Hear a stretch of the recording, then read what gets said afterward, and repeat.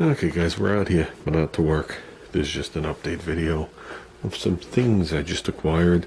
Just came back from hanging out with the guys. Good time as always. So nothing's changed back here. This is what we acquired. Ooh, some sandpaper. Feels like Christmas. Ooh, see how that works. Didn't like that phosphoric acid stuff. Getting better. And the old paint guys will know what brand gun that is. Okay. And once again, this is a rebadged. It says MAC on it. Just like my JG502. This is sharp. I actually bought it for the cup because the cup is mint. You can see even the bracket. I'm trying to point to it with my finger, but like an idiot, I can't reach it. This bracket right here, thick aluminum. And I like the way the vent tube is. The seal is nice. The cup is mint inside. These cups fit everything.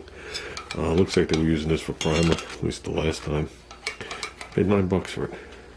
So it's heavy. Definitely heavier than what I'm used to.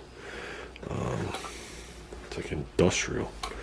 But like I said, I bought this mainly for the cup. We'll see how it sprays. See how it works. Looks like a nicer model. I'm not really sure what model it is. Let's put that down there. I'll join its friends. And then this, the interesting part. You Dizzy, pay attention. You Dizzy came up tonight in conversation. So I'm going to pause this for a second. I'm going to set this up. I'm sitting there hanging out with Mike, Steve, and the guys. And an elderly gentleman walks up to me, which I turned out he was 80. I think he was just 80 years old. Something like that. Walks up to me, has a little folder. He opens up the folder and he hands me these pictures. Okay, so he had these pictures made. And along with the picture, he had the original plans, the blueprints, which are cool. We'll talk about that in a minute. And he says to me, he goes, I have something. He goes, I have to get rid of it. He goes, and I'm looking to see if you're interested in it. So I go, what is it? And he hands me the pictures. And he goes, it's a go-kart. He goes, here are the plans. He goes, he said where the plans were from. I actually looked at the plans. The plans, they're blueprints. There was some company that made the plans for a go-kart, a boat, and something else. And basically, you built a miniature Indy car that was 8 feet long. Okay? And he shows me the pictures. Here's me this picture, which this one you can't really tell. But if when one now they know what it is, you're looking at the chain. The engine's right back in there. That's the rear wing and that's the roll bar. This right here, you'd be sitting over here. It has handlebars with handbrakes. This is the side fairing. So here's the chain and tire again. Here's a partial picture of it. Okay, now bear in mind it's hanging on the wall like this. So that's the floor. Okay, he shows me the plans, and in the plans it shows your guy racing one of these things. And part of the plans show you using airplane tires. Okay, back to this. The plans show using airplane tires. So those are actually airplane tires. He said off a Piper or whatever. He said what they were. And if you look at this, you can see it's got these low slung handlebars. It's got a roll bar. It's got a wing in the back. You can see how it comes out like a Formula 1 car. This, bear in mind, this is built over 30 years ago. Okay.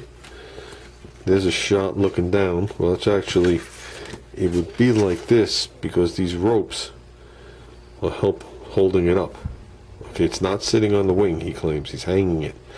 So you'd have your handlebars with one brake.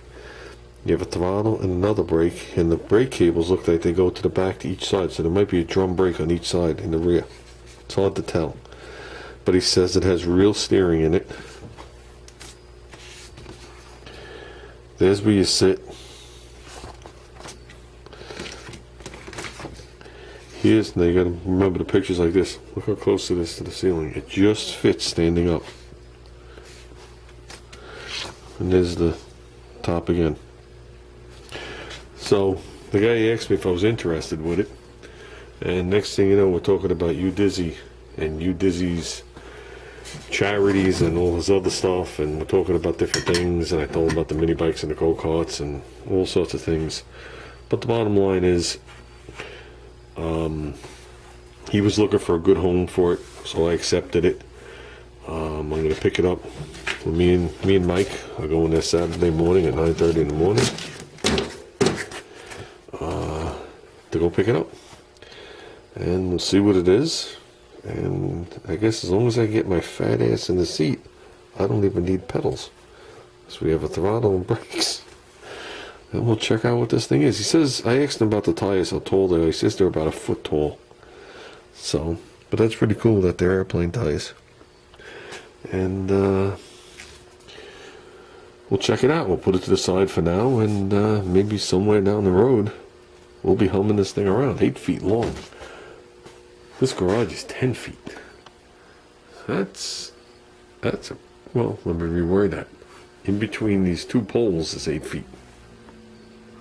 Well, the garage door is 8 feet. That's a better way of wording it. That's a pretty big item. He says it's big. And the blueprints were pretty cool. He told me he'd give me the blueprints when I pick it up. He goes, in case I change my mind and I don't want it, he wants to be able to give the blueprints to whoever takes it. So I was like, okay, that's fair. And he said, here, take the pictures. So we grabbed the pictures, me and Mike.